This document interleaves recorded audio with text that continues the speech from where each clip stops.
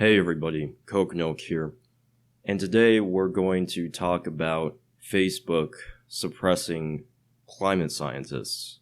So an article from Scientific American was published with the title being Climate Denial Spreads on Facebook as Scientists Face Restrictions. A climate scientist says Facebook is restricting her ability to share research and fact-check posts containing climate misinformation. Those constraints are occurring as groups that reject climate science increasingly use the platform to promote misleading theories about global warming. The groups are using Facebook to mischaracterize mainstream research by claiming that reduced consumption of fossil fuels won't help address climate change. Some say the planet and people are benefiting from the rising volume of carbon dioxide that's being released into the atmosphere. The company recently overruled a fact check from a group of climate scientists. Facebook has placed restrictions on one of the country's most visible climate scientists, Katharine Hayhoe of Texas Tech University and a lead author of the fourth National Climate Assessment. She has been blocked from promoting videos related to climate research.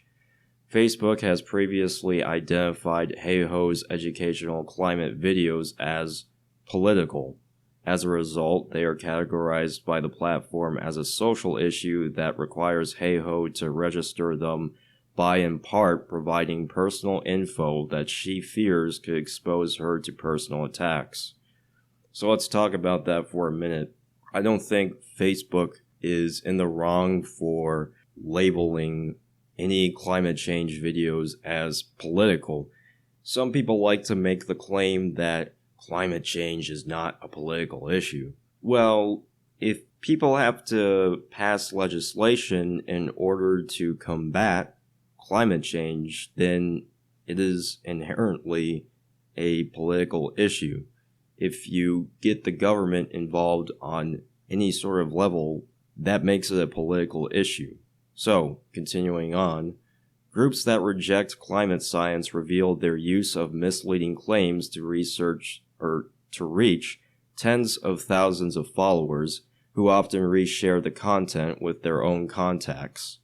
They include groups that have received funding from the fossil fuel industry, as well as foundations that oppose environmental regulations. The Heartland Institute, which has received funding from fossil fuels companies and foundations opposed to regulations, also made questionable claims. Quote, "If you believe that sea level rise is a massive problem, you've bought into the corporate media's alarmist narrative," unquote, the group claimed.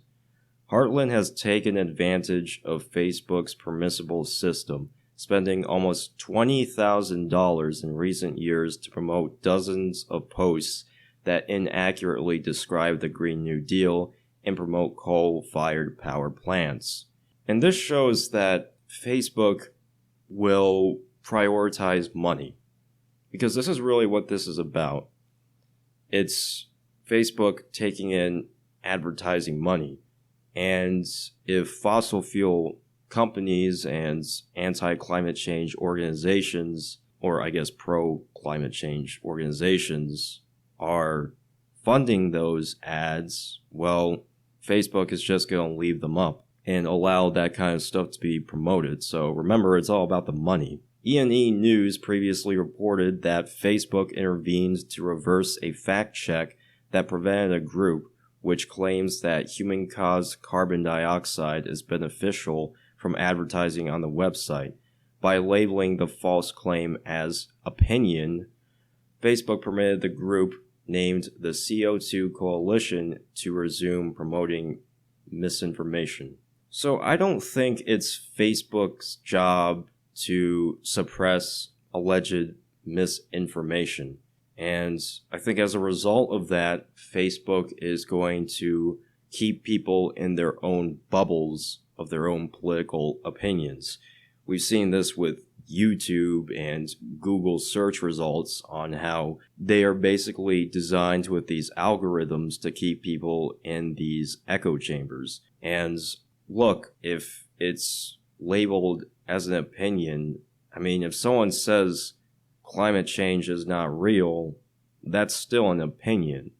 It may be a misguided opinion or an ignorant opinion, but it's still an opinion, and it wouldn't be wrong to label it as so. And I think it's fair for these types of videos to be labeled political, although I'm not sure why Facebook would require you to register personal information in order to post political videos. I think that's kind of messed up. But the fact that this is happening, it's all the more reason not to trust social media platforms to control the flow of information.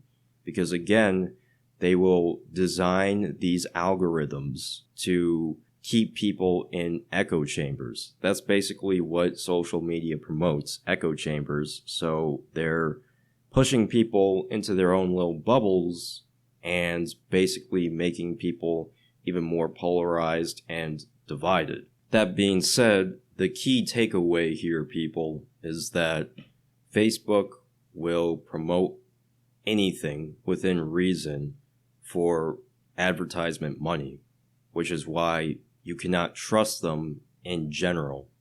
Because a lot of people were happy with Reddit, Twitch, and YouTube cracking down on right-wing commentators. Well, now look what happens. Are you still happy now? So anyway, that's my main takeaway from this. This is Coke Noke signing off. Thanks for watching.